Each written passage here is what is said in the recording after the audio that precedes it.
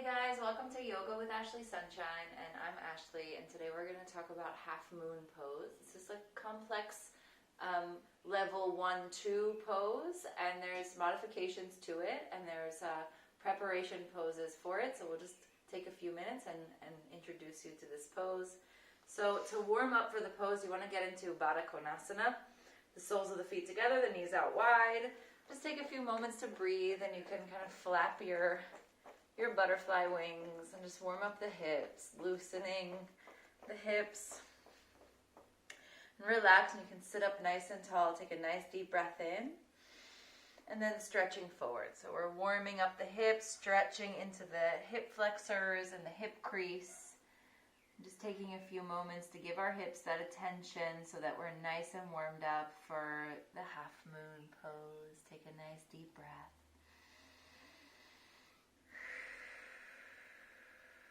See if you can go just a little bit deeper with one more breath, opening up those muscles a little bit more.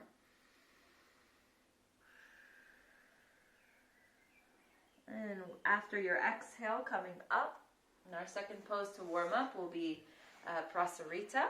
So taking your feet as wide as you can, and if you are comfortable, you can bring the hands behind the back and push your hips a little bit more forward so that you have even more distance between your legs. If you find that your stomach is going back and your low back is rounding, put a block or a cushion underneath your butt, and that's going to help you to elevate the hips and get the nice wide angle of your legs while keeping the pelvis tilted forward. Flex the feet and come forward a little bit.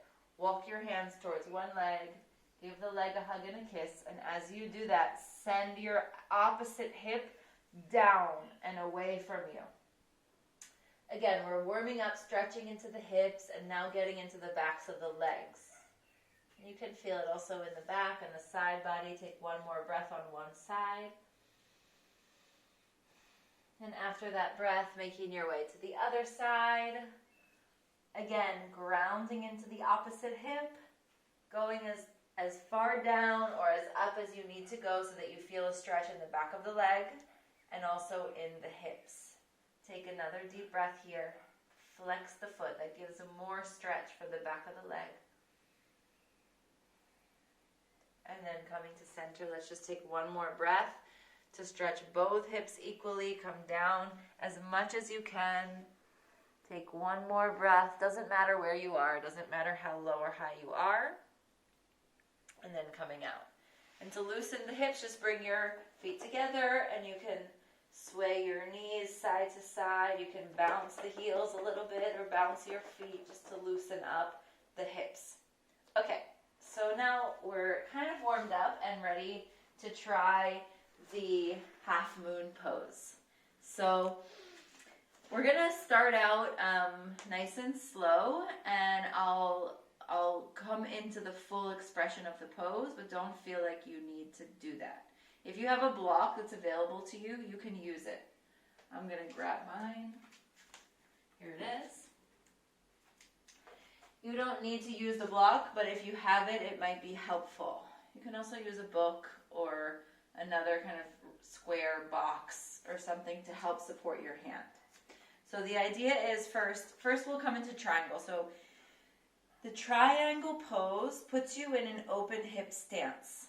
Okay, this is the same as Warrior 2. It's the same as Reverse Warrior, as Side Angle. These are all sister poses that have one hip nice and open and the other hip straight. So one knee bent, one leg straight, Triangle, Warrior 2. So you can start off just by taking a couple breaths in your triangle. You want to feel like you're up against a wall behind you, so that your whole body is flat up against that wall. You want to have the same sensation in the spine, nice and long. The core switched on to lengthen the chest away from your hips. And the hips are open, so the left hip is stacked above the right. It's not coming forward and down, it's coming above. And the spine is long and not drooping and not too far up. It's nice and straight with your hips. Okay, so to come to half moon from the triangle pose, You're going to bend the front knee. Take your back foot halfway in. Now bring that front hand a little bit in front of and to the side of your foot. So about 1 foot distance and in front of your pinky toe.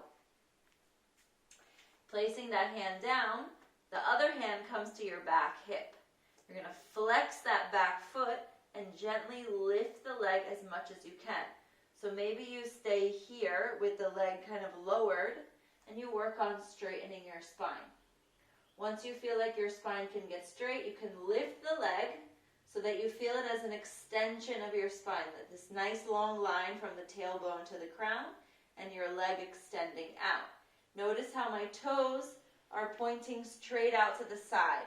That means that my hip is also square to that angle. If my toes are pointing diagonally down with my foot flexed, my hip isn't fully up. So you want to work on getting that hip lifted as much as possible. Doesn't need to be perfect. If you're using the block, you can take a block under your hand to give you a little bit more lift in the spine, helping the spine to be longer. In the pose, you want to have the spine be in line with the leg, and if you're ready, you can bring that left arm up, or the top arm up. This is the full expression of the half moon pose, looking either up at your top hand or down at your bottom hand. Keeping the chest nice and open, the hips nice and open, this leg extended and flexed. The top of the head reaching away from the foot. Okay, so to come out of the pose, bend the knee, step back, come all the way back up to your warrior two, straighten the leg, toes face the same direction and fold. Just take a moment to loosen your hips, loosen your head, and relax. So that's one way of getting into the pose, and I want to show you now another way of using props to help you get into the pose. So the prop that we're going to use is the wall. So everybody has a wall, and everybody can use this. So you can take your mat over to the wall, and first of all, to measure the right distance, you're going to sit down and bring your feet up against the wall. So this is going to measure the distance that you need to be away from the wall. So you're going to remember where your spine is, and you're going to put your feet there. Okay, so I'm going to remember that it's right here, turn around, and put my feet there, and fold. Okay, folding forward, Uttanasana. Now I'm going to lift one leg up and bring it up against the wall. Now I feel like I'm a little bit too close to the wall, so I'm just going to take myself a little bit further. And this is nice if you have a friend to kind of tell you if you're making 90 degrees. I want a 90-degree angle here. Okay, so I feel like I'm pretty much 90 degrees. And now I'm going to have that foot up against the wall, and first you can turn it to face down towards the floor and feel how the hips respond. And then slowly turn the foot to be parallel to the floor. And then that means that my hip is going to get up. Now I can really press the foot against the wall, bring my bottom hand into the right position, a little bit in front of and to the side of the foot. And then my right arm can come to the hip or come to the sky, looking up or looking down. So I feel really secure here. I feel like I could stay here for a long time. Having the wall support really helps. And this is a good way to kind of download the muscle memory of the pose into your body so that when you're doing it without the wall, you know what it feels like.